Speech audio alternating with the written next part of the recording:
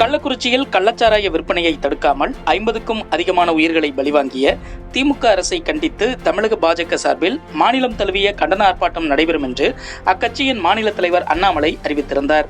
அதன்படி சனிக்கிழமை தமிழகத்தின் பல்வேறு பகுதிகளில் பாஜக சார்பில் கண்டன ஆர்ப்பாட்டங்கள் நடைபெற்றன. தமிழகம் முழுவதும் ஆர்ப்பாட்டங்களில் ஈடுபட்ட ஆயிரக்கணக்கான பாஜகவினரை காவல்துறையினர் தடுத்து நிறுத்தி கைது செய்தனர். சென்னை வள்ளுவர் கோட்டத்தில் பாஜகவினர் ஆர்ப்பாட்டம் நடத்த வந்தனர். முன்னதாக 4 புறங்களிலும் அப்பகுதிகளில் தடுப்புகளை ஏற்படுத்தி நூற்றுக்கணக்கான போலீசார் குவிக்கப்பட்டிருந்தனர். ஆர்ப்பாட்டம் நடத்த வருபவர்களை போலீஸ் வேன், அரசு பஸ்களில் ஏற்றி காவல்துறையினர் உடனுக்குடன் கைது செய்து திருமண மண்டபங்களுக்கு அழைத்துச் சென்றனர். அப்போது பாஜகவினர் திமுக அரசை கண்டித்தும் கள்ளச்சாராய சம்பவத்துக்கு பொறுப்பேற்று முதல்வர் மு.க.ஸ்டாலின் பதவி விலக கோரியும் திமுக அரசின் அராஜக போக்கை கண்டித்தும் முழக்கமிட்டனர். தொடர்ந்து சுமார் 600க்கும் மேற்பட்ட பாஜகவினரை காவல்துறையினர் கைது செய்தனர். சட்டப்பேரவையிலிருந்து சனிக்கிழமையும் அதிமுக வெளிநடப்பு செய்தது. அதன் பின்னர் எதிர்க்கட்சித் தலைவர் எடப்பாடி பழனிசாமி கூறும்போது, காவல்துறைக்கு தெரியாமல் கள்ளச்சாராய விற்பனையை செய்திருக்க முடியாது. மேலும் திமுக கவுன்சிலர்கள் 2 பேருக்கும் திமுக மாவட்ட செயலாளருக்கும் தொடர்பு இருப்பதாகவும் அங்குள்ள மக்கள் தெரிவித்துள்ளனர். எனவே இந்த விவகாரத்தில் மக்களுக்கு நீதி கிடைக்க வேண்டும் என்றால் சிபிஐ விசாரணை வேண்டும். இதையொட்டி நீதிமன்றத்துக்கும் சென்றுள்ளோம். நாங்கள் சட்டப்பேரவையிலிருந்து பயந்து வெளியேறவில்லை.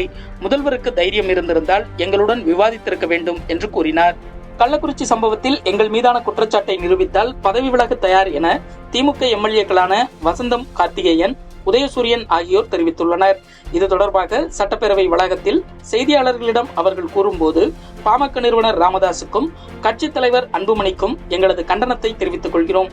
இது தொடர்பாக அவர்கள் இருவர் மீதும் மானநஷ்ட வழக்கு தொடர உள்ளோம் என்று கூறினர். இதனிடையே பாமக நிறுவனர் ராமதாஸ் மற்றும் அக்கட்சியின் தலைவர் அன்புமணிக்கு எதிராக கருத்து தெரிவித்த திமுக எம்எல்ஏக்களை கண்டித்து கள்ளக்குறிச்சி 4 முனை சந்திப்பில் பாமகவினர் திடீர் ஆர்ப்பாட்டத்தில் ஈடுபட்டனர். சுகாதாரம், மீன்பிடி தொழில் உட்பட இந்திய வங்கதேசம் இடையே 10 ஒப்பந்தங்கள் சனிக்கிழமை கையெழுத்தாகியதாக வெளியுறவுத்துறை செயலர் வினய் குவாத்ரா விளக்கமளித்துள்ளார்.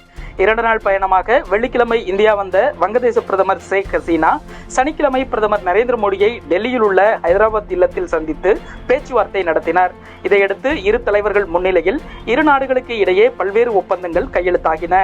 இதனிடையே இந்தியா வங்கதேசம் இடையேயான இருதரப்பு உறவை மேலும் வலுப்படுத்த பிரதமர் நரேந்திர மோடி தங்கள் நாட்டுக்கு வர வேண்டும் என்று ஷேக் ஹசீனா அழைப்பு விடுத்தார். அரசு தேர்வு வினாத்தாளை கசிய விடுதல் உள்ளிட்ட தேர்வு முறைகேடுகளில் ஈடுபடுவோருக்கு 3 ஆண்டுகள் சிறை தண்டனை விதிக்க வகை செய்யும் சட்டம் அமலுக்கு வந்துள்ளதாக மத்திய அரசு அறிவித்துள்ளது.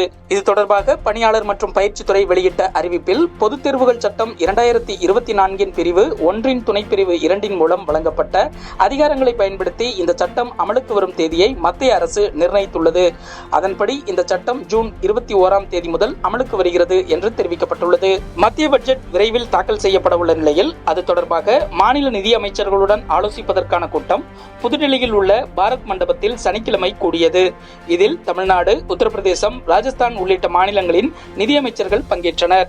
நீட், நெட் உட்பட தேசிய தேர்வு முகமை நடத்தும் போட்டித் தேர்வுகளை சீர்திருத்தவும், தேசிய தேர்வு முகமையின் கட்டமைப்பை வலுப்படுத்தவும் 7 பேர் கொண்ட உயர்மட்ட குழுவை மத்திய கல்வி அமைச்சகம் அறிவித்துள்ளது. சாத்தான்குளத்தில் 2 உயிரிழந்த போது முதல்வராக இருந்த எடப்பாடி பழனிசாமி அந்த சம்பவத்தையே மறைக்க பார்த்தார். அந்த சம்பவத்தில் பாதிக்கப்பட்ட பெலிக்ஸ் மூச்சு திணறலில் இறந்தார் என்றும், ஜெயராஜ் உடல்நலம் பாதிக்கப்பட்டு இறந்ததாகவும் கூறினார். இதனால்தான் திமுக அன்றைக்கு சிபிஐ விசாரணை கோரியது. ஆனால் நாங்கள் இன்றைக்கு எதையும் மறைக்கவில்லை, வெளிப்படையாக இருக்கிறோம்.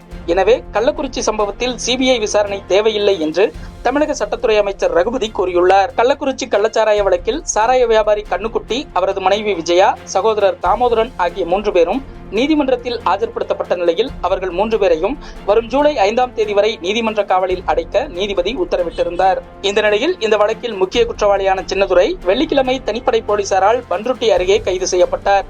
இதனைத் தொடர்ந்து அவரிடம் மேற்கொண்ட விசாரணையில் மெத்தனால் விற்பனையில் தொடர்புடைய புதுச்சேரி ஜோசப் ராஜா என்ற குற்றவாளியை போலீசார் கைது செய்துள்ளனர். இந்த வழக்கில் இதுவரை 10 பேர் கைது செய்யப்பட்டுள்ளனர். கள்ளக்குறிச்சி கள்ளச்சாராய விவகாரத்தில் சிபிசிஐடி வசம் சிக்கியுள்ள மதன்குமார் கடந்த ஆண்டு எக்கியார் குப்பத்தில் கள்ளச்சாராயம் குடித்து 12 பேர் இறந்த வழக்கில் கைது செய்யப்பட்டு குண்டர் தடுப்பு சட்டத்தில் சிறையில் அடைக்கப்பட்டவர். சமீபத்தில் தான் அவர் சிறையிலிருந்து வெளியே வந்துள்ளார்.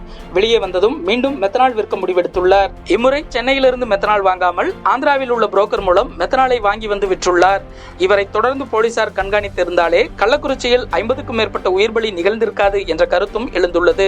கள்ளக்குறிச்சி கள்ளச்சாராயம் விழுப்புரத்திலும் விற்பனை செய்யப்படுகிறதா என்ற சந்தேகம் எழும் அளவுக்கு அங்கு வெள்ளிக்கிழமை வரை சாராயம், மதுபாட்டில்கள் கள் விற்பனை செய்ததாக 173 வழக்குகள் பதிவு செய்யப்பட்டு 165 பேர் கைது செய்யப்பட்டுள்ளனர். இதனிடையே விழுப்புரத்தில் எவரேனும் கள்ளச்சாராயம் குடித்தார்களா, அவர்களில் எவருக்கேனும் வயிற்று வலி, கண்ணெரிச்சல் போன்ற பாதிப்புகள் உள்ளனவா என்பது குறித்து விரிவான விசாரணை நடத்தப்பட வேண்டும் என தமிழக அரசுக்கு பாமக நிறுவனர் ராமதாஸ் கோரிக்கை விடுத்துள்ளார்.